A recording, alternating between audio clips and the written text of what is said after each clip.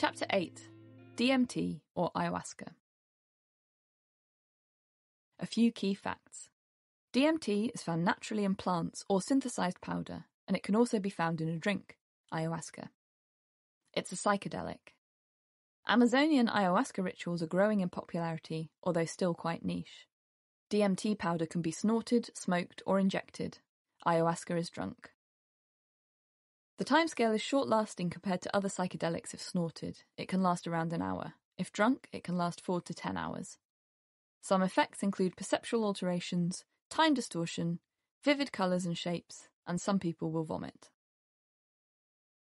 Would you like to come face-to-face with your shadow self?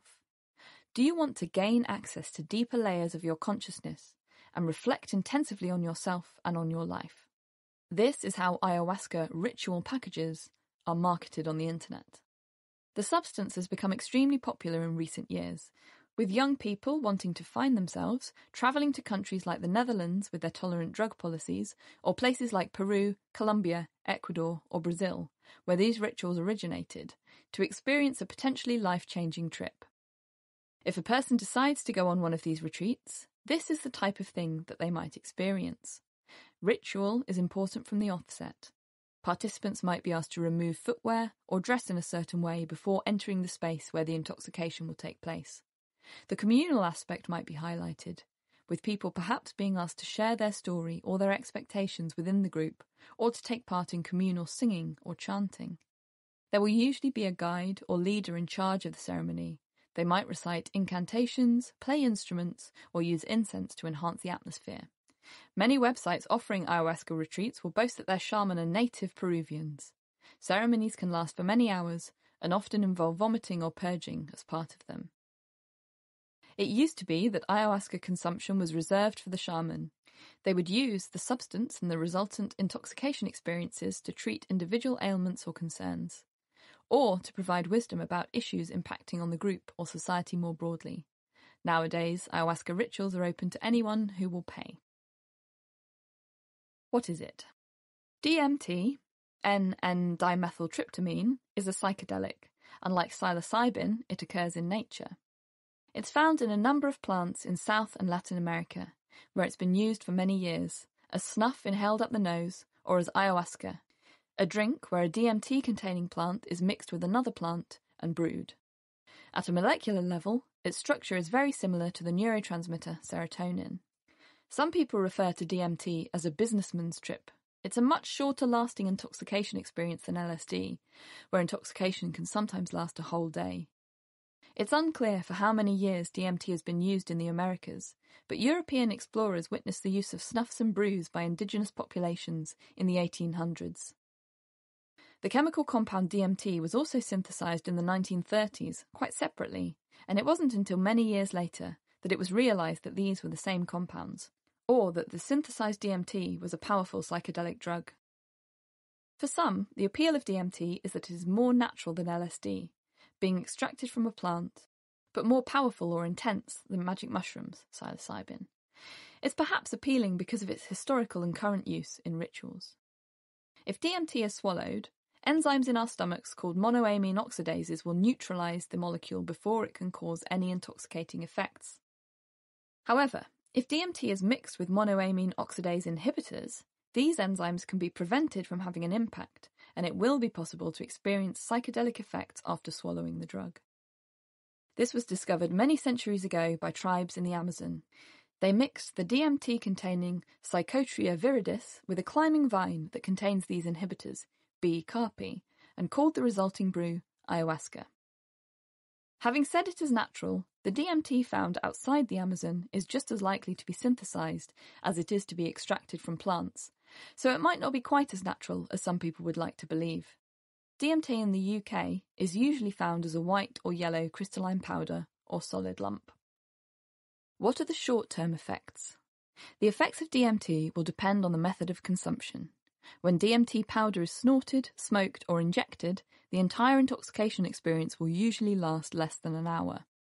However, when ayahuasca is consumed orally, the intoxication experience will take longer to begin, usually half an hour or more, and can last for 4 or even up to 10 hours.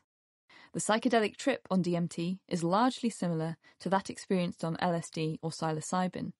Perceptual alterations are common, distortions of time, vivid colours, visions or hallucinations, and some people even report feelings of communing with other worlds and other beings. As well as the psychedelic effects, DMT, and particularly ayahuasca, may induce nausea and vomiting, euphemistically referred to as purging in some ayahuasca ceremonies, and stomach cramps. What are the longer-term effects? Similarly to LSD and psilocybin, there do not seem to be many long-term risks from taking DMT. Much like other psychedelics, if a person has a predisposition to poor mental health, for example family history of psychosis or schizophrenia, then DMT could exacerbate this, or potentially even trigger an episode of poor mental health. As such, people who are worried about their mental health should not take psychedelics without guidance from a medical professional. As with LSD and psilocybin, tolerance to DMT builds up extremely quickly. If you attempt to use DMT twice in quick succession, you will not experience intoxication the second time. Users report that they wait between trips in order for this tolerance to diminish. Myths and misconceptions. DMT doesn't affect the brain, it affects the soul. Whether a psychedelic experience like DMT affects the soul or not is perhaps not a matter for science. Some people may believe that their soul or something integral to their self is altered after taking a substance. However, given the high molecular similarity between DMT and the neurotransmitter serotonin, and what we know about the brain from animal and neurocognitive research, it's safe to say that DMT affects the brain. So it's probably untrue. The pineal gland produces DMT at extraordinary moments in our lives. Something that has puzzled researchers for many decades was the discovery in the 1960s of trace levels of DMT in various fluids throughout the human body. This very strongly suggests that much like with cannabis and morphine, our bodies make endogenous DMT. However, as yet, nobody has been able to prove with any certainty what the purpose of endogenous DMT is. Rick Strassman is a clinical associate professor of psychiatry in the USA and has researched and written a book about DMT. Strassman believes DMT is produced during dreaming and in the moments before death. However, there's very little evidence for this. As for it being made in the pineal gland, again, this is unclear. Recently, researchers found trace amounts of DMT in rat pineal glands, but this hasn't been replicated in humans. At a recent conference, researcher Dr. David Nichols pointed out that the amounts of endogenous DMT found in humans are at levels far too low to induce a meaningful psychedelic effect.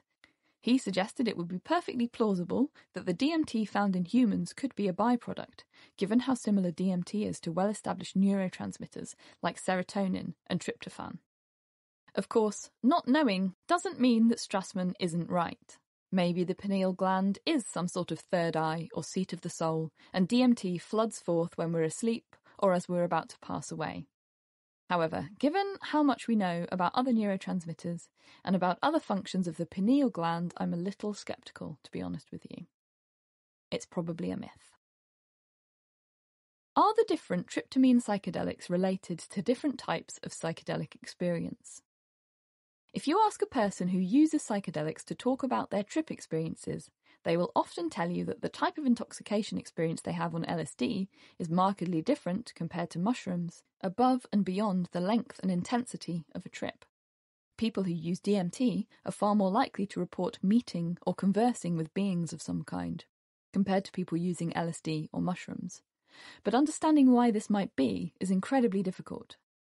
As is apparent throughout this book, the set and setting in which you take a drug, and the expectations you have about its effect, are hugely important in defining the experience that you will have. This is never truer than for psychedelics, where the experience is so personal and subjective. In his book, DMT, the Spirit Molecule, Rick Strassman invites the reader to ponder the language used to describe a psychedelic drug, the person consuming it, and the person administering it.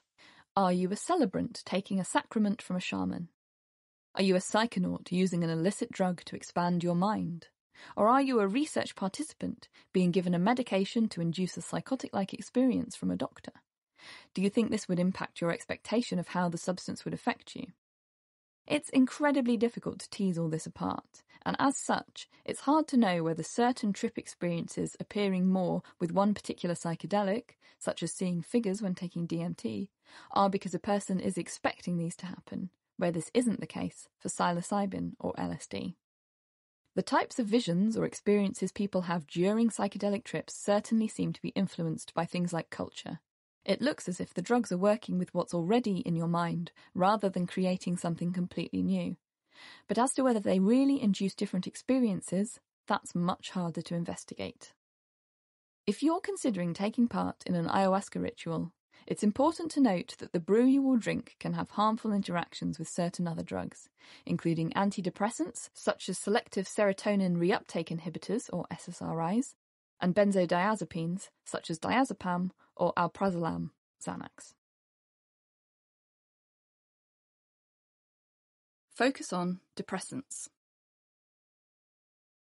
Depressants, or downers, are substances that will lower levels of arousal.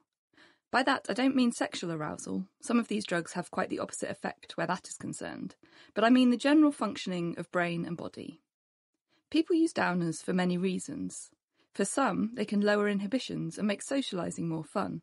For others, they can aid with relaxation, potentially being used to help someone get to sleep, or to block out or numb painful thoughts or memories. Some might turn to these drugs to manage chronic pain symptoms, or anxiety, or even difficult life circumstances. The reasons people have for taking these substances can impact on how likely they are to develop dependence from using them. Which drugs are depressants? Drugs that are classed as depressants or downers include opioids such as heroin or prescription opioids, benzodiazepines, and anaesthetics like nitrous oxide and ketamine. Some drugs can be hard to categorise. A number of depressants have paradoxical stimulant-like effects at low doses. Alcohol and kratom are two such substances. GHB is a depressant. What effects do depressants have? As the name suggests, depressants will depress some of the functions of the body. This could mean breathing, which might become slower or shallower after consuming some of these substances, or heart rate, which can slow. It could also mean cognitive abilities. It might become harder to think or perform complicated mental tasks after consuming these substances. Reaction times can also be slowed, which is why driving or operating heavy machinery is particularly dangerous while intoxicated, though this is true for almost all psychoactive drugs. In some cases, the ability to move around at all might become substantially impaired. A number of these substances are prescribed as sedatives or anaesthetics designed to keep people still, calm, and pain-free. At high doses, depressants can be dangerous, as they can slow the body and brain to the point of loss of consciousness. At this point, people are in danger of choking if they vomit, or being taken advantage of, robbed, or assaulted while unable to look after themselves. If breathing or heart rate continue to drop, then the person is at a very real risk of coma or death, and should be taken to a hospital as soon as possible. Interactions. Mixing depressants with other depressants is dangerous. Their combined effects on breathing or heart rate could dramatically increase the chance of coma or death.